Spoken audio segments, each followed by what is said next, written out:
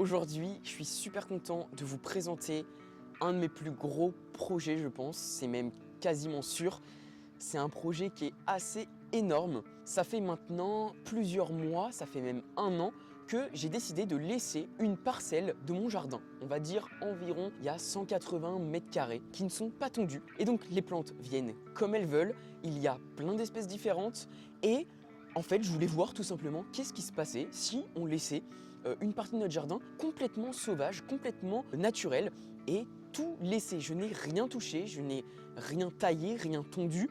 Et l'objectif, en fait, ça va être de transformer cet espace tout en laissant tout ce qui est naturel. C'est-à-dire qu'en fait, on va venir aménager sans détériorer, sans tout casser en fait. On va juste venir rendre cet endroit plus accessible déjà et on va rendre cet endroit plus paisible et un endroit où en fait c'est sauvage et on va pouvoir se poser à l'intérieur. C'est quelque chose que je voulais faire depuis longtemps et cette vidéo est dédiée à l'explication de ce projet pour que vous compreniez un petit peu les enjeux, qu'est-ce qui va se passer, qu'est-ce qu'on va construire, qu'est-ce qu'on va faire parce qu'il va y avoir beaucoup de conception dans ce projet et ça j'en suis très content. Ça fait partie aussi de mes études, ça me fait un petit projet personnel que je kiffe faire complètement et vous allez voir je me suis bien amusé à faire des plans, des petits dessins pour expliquer, on a quelques références, enfin je vais vous expliquer tout ça et puis il y aura une vidéo dédiée par on va dire endroit dans la friche parce que vous allez voir il y a différents endroits dans ces 200 mètres carrés environ. Donc je vais souvent regarder de ce côté là parce qu'en fait il y a mon PC qui est posé tout simplement et c'est là où j'ai toutes mes informations et où il y a tous les plans pour que je vous explique en même temps. Vous aurez sûrement sur un coin de l'écran toute une explication aussi avec les plans, les images etc. en même temps que je vous explique pour que vous compreniez le mieux possible ce projet. J'espère que ce projet va vous plaire parce qu'en vrai je suis super content de le partager. C'est des projets que je vois pas trop souvent sur YouTube, des projets un peu on va dire paysagers entre guillemets. Mais en fait ça va être un peu la restauration d'une friche que j'ai laissé pousser volontairement. Vous allez voir, je vais pas trop en dire plus. On va passer donc à la première diapo que j'ai faite. On a le plan actuel du jardin, donc vous allez le voir. Ce plan actuel, on voit la grosse partie en rouge qui est en haut sur l'image de gauche, c'est la maison. Ensuite, on a quelques arbres. Donc les arbres, c'est les parties vertes foncées avec les petites croix à l'intérieur. Donc on voit les arbres. On voit un gros rond bleu au milieu. Ça, c'est la piscine qui est actuelle. Donc c'est une piscine tubulaire. Donc c'est une piscine qui va être enlevée, je pense, parce qu'on s'en sert plus tellement et parce qu'elle est dans un état pas top. Ce que vous voyez en marron avec des petits traits comme ça partout, c'est les délimitations. Ça va être une clôture. Donc ça va clôturer l'espace. Et donc tout ce qui est beige, ça va être l'endroit, notre terrain de jeu, tout simplement. Ça va être l'endroit où on va pouvoir faire ce qu'on veut. Et c'est surtout l'endroit où il y a toute la friche. C'est-à-dire que tout l'endroit qui est en beige, c'est là où toutes les plantes poussent n'importe comment. Moi, je trouve ça super beau. J'ai découvert plein d'espèces différentes. Bref, on y reviendra après.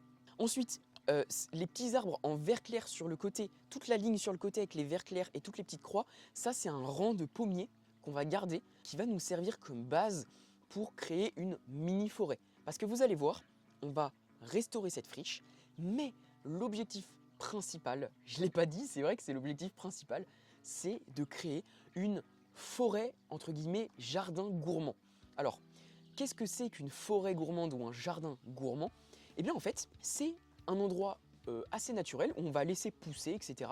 Mais on va y planter, en plus des plantes qui sont déjà présentes, on va y planter des espèces qui sont comestibles.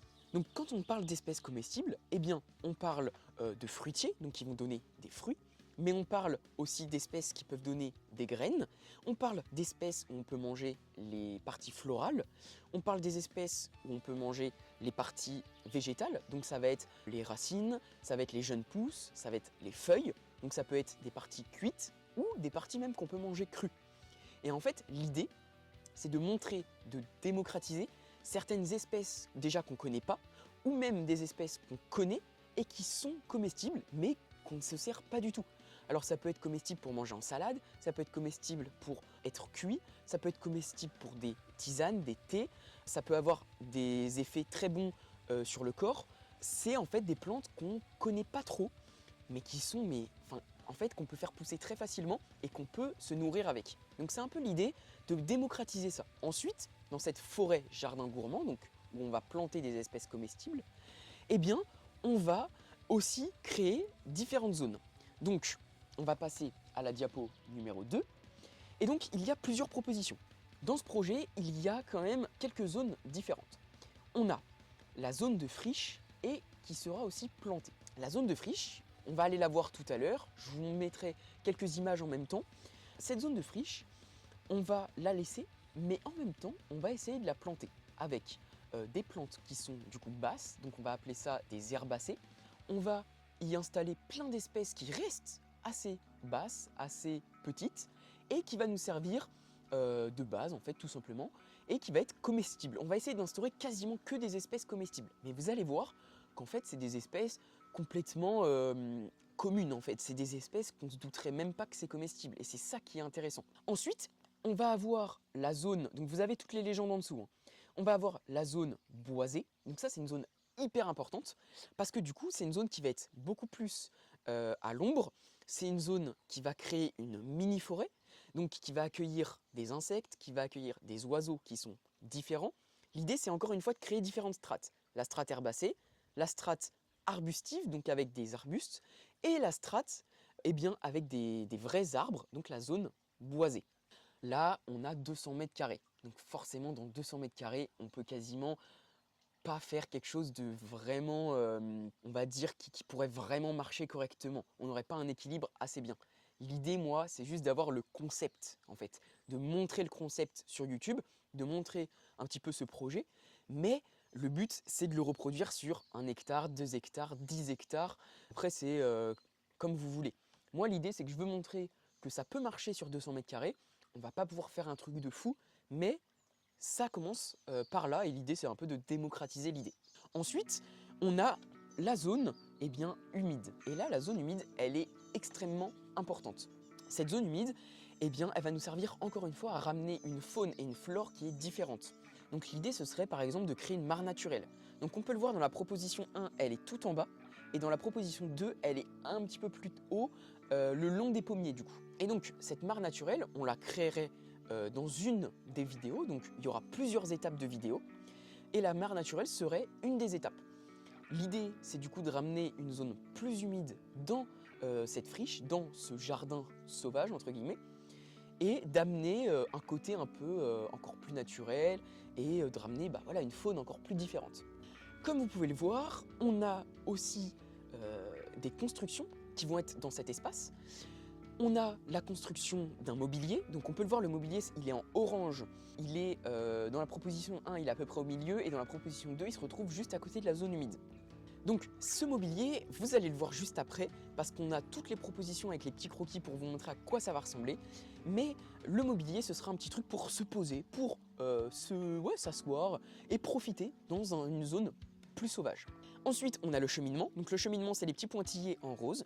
Il y a 2 cheminements possibles que je propose, donc ça va être en fonction des discussions avec mes parents, de ce qu'ils préfèrent, de ce qui est le plus pratique. L'idée, comme vous pouvez le voir, c'est de longer les barrières et de ne pas passer en plein milieu pour pouvoir laisser vraiment les plantes tranquilles, ne pas abîmer trop les plantes, parce que le sentier du coup, ça va être un sentier assez naturel, ça va être une tonte ou un coup de débroussailleuse pour créer un chemin. Pas de béton, pas de cailloux, ça va être vraiment juste de la tonte en fait. Et avec la tonte, on va s'amuser à venir faire des allées, à venir faire des cheminements qui vont nous amener à certains endroits, donc par exemple dans la zone boisée, dans la zone de prairie ou dans la zone humide. Donc ça, c'est le but, c'est avec le cheminement de passer dans les 3 zones. Donc comme vous pouvez le voir, il y a différentes propositions de cheminement. Après ça, en vrai, c'est vraiment encore possible de le bouger.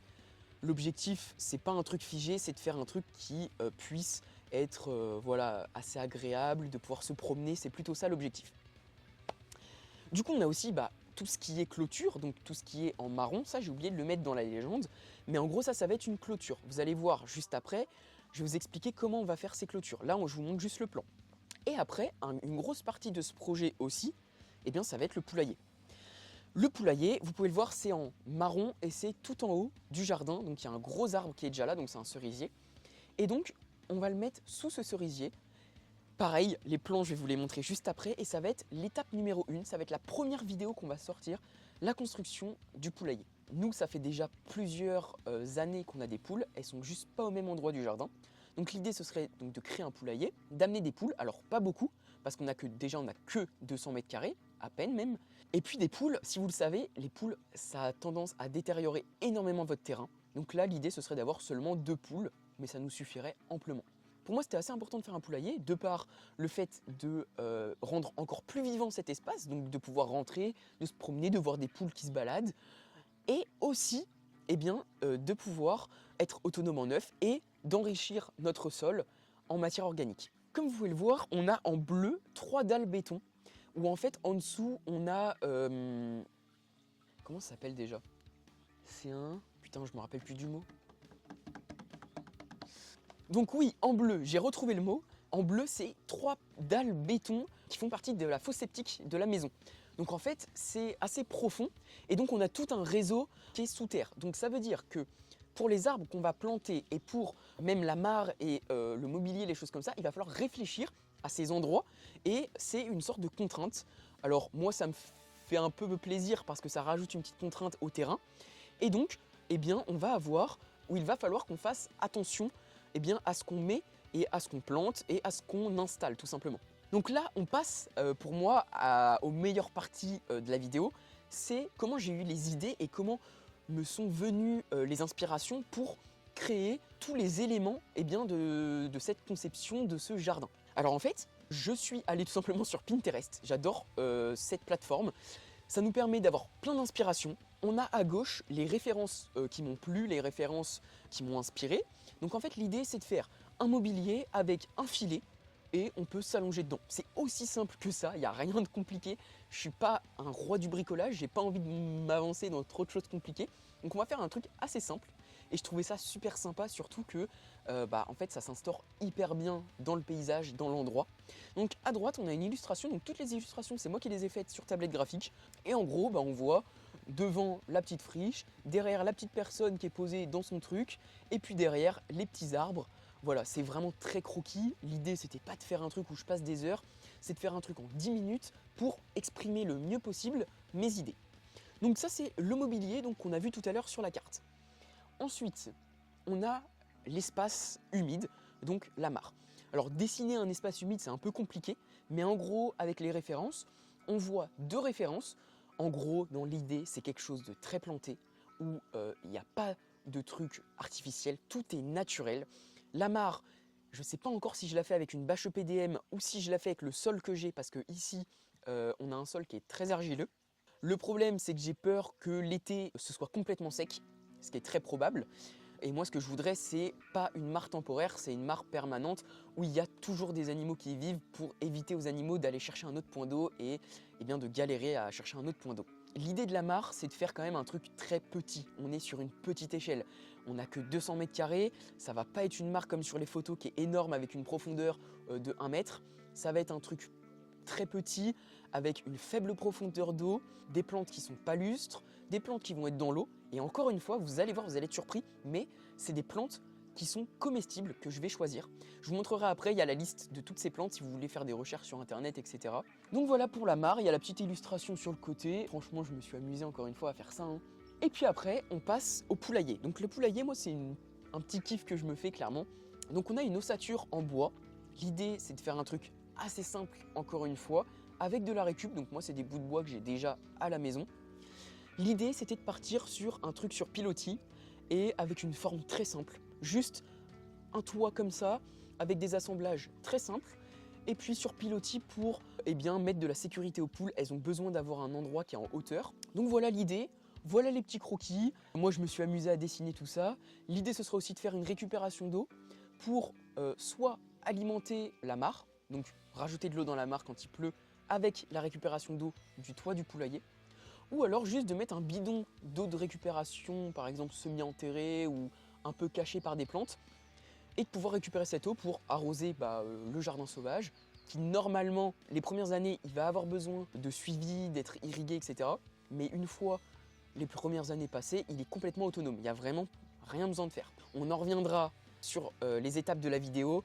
Quand on passera au jardin et aux plantations, je vous expliquerai tout ça en détail parce que faut que j'aille chercher le livre que je vous montre parce que c'est un livre qui m'a complètement aidé à créer un petit peu tout ça et qui m'a donné plein d'idées aussi. Peut-être vous me voyez encore là. Hop, il est là. Donc voilà, ça c'est le livre qui m'a vraiment inspiré. Donc forêt, jardin et forêt gourmande. Donc ça c'est vraiment un livre qui m'a vraiment inspiré de fou. Donc c'est Fabrice Desjours qui l'a écrit. C'est un agroforestier qui a créé sa propre forêt gourmande. Alors lui, c'est une forêt gourmande à grande échelle. Et en fait, il est venu à mon école, il nous a fait une présentation de tout ça. C'était une discussion un soir. C'était ultra intéressant et je me suis dit, il faut absolument que je le contacte, que j'essaie de prendre des informations. Alors malheureusement, j'ai pas réussi à le contacter parce qu'il est complètement overbooké. Il y a énormément de demandes. Mais du coup, j'ai vu qu'il avait fait un livre et je me suis dit, je vais acheter son livre. C'est un gros bouquin, il y a beaucoup d'informations, mais franchement, il est hyper intéressant. Et là, pour l'instant, on continue parce qu'on a encore une autre référence. Donc là, c'est les allées. Donc comme je vous disais tout à l'heure, les allées, qu'est-ce que ça va être? Ça va être tout simplement de la tonte. Rien de plus compliqué. Et en fait, en marchant dans ces sentiers, eh bien, on va créer tout seul un sentier naturel. J'ai fait encore une fois un petit croquis avec les herbes sur le côté, un petit personnage, bon voilà, c'est fait à la va-vite. Et puis au-dessus, on a les références donc trouvées sur Pinterest de jardins comme ça, un peu où on a des allées tondues, etc. Je trouve ça vraiment super cool d'avoir plein d'espèces différentes sur les côtés, des fleurs, des petits arbustes, des graminées, des choses comme ça. Donc ça va être vraiment hyper intéressant de faire ça. Ça pareil, ça va être une vidéo aussi, hein, les cheminements, la création, etc. Et donc à la fin, on a, comme je vous disais, les barrières. Et donc les barrières, eh bien, on va essayer de faire quelque chose d'assez sympa. On va essayer de mettre donc 2 poteaux et de mettre plein de branchages au milieu, donc comme vous le voyez hein, sur la référence en fait, pour créer une barrière. L'idée c'est que cette barrière elle va s'affaisser au fil du temps parce que les matières vont se décomposer et donc l'idée c'est de rajouter par-dessus eh bien, des bouts de bois, des feuilles, des branchages et de recréer un petit peu cette barrière naturelle. Et donc pour finir, avant d'aller voir un petit peu et que je vous montre sur le terrain ce que donne un petit peu cette friche, vous montrer quelques éléments plutôt sympas, je me suis amusé à faire une sorte d'inventaire. Alors, c'est pas un inventaire professionnel, ça reste un inventaire approximatif, mais c'est un inventaire quand même, et on retrouve quand même 31 espèces décrites différentes sur 200 mètres carrés. Alors, j'ai dû en oublier certaines, donc je pense qu'on peut arrondir facilement à 35, peut-être même 40 espèces. Il y en a peut-être que j'ai vraiment pas vu ou que je suis pas capable, qui se ressemblent beaucoup ou des choses comme ça. Mais en tout cas, j'ai pu en décrire 31 différentes. C'est assez énorme, mais en même temps, sur 200 mètres carrés, eh ben, on se rend compte qu'en fait, on retrouve beaucoup les mêmes espèces et on ne retrouve pas forcément des espèces très différentes. Donc là, je peux vous mettre la liste en même temps, donc les 31 espèces. Alors, j'ai pas mis de photo avec, mais si vous voulez vous intéresser à voir un petit peu ce qui pousse et peut-être voir un peu comparer avec votre jardin ou même des plantes peut-être que vous connaissez ou que vous ne connaissez pas, je vous mets toute la liste et vous pourrez aller voir. Et puis du coup, en dernière diapo, on retrouve les plantes intéressantes. Donc les plantes intéressantes, je les ai trouvées grâce au livre qui présente plein d'espèces différentes, des espèces qui sont tropicales, des espèces qui viennent d'Europe. Et donc on a tout ce qui est arbres, arbustes, lianes, herbacées, des légumes et quelques plantes aquatiques. On va pas rentrer trop dans le détail là-dessus parce que ça va être le sujet donc d'une autre vidéo. Mais en gros, voilà, c'est tout. Donc là, on va aller, je vais aller vous montrer un petit peu le site, vous montrer comment ça se passe, comment un peu il est agencé, et puis vous allez un peu mieux comprendre peut-être en étant sur place. Let's go!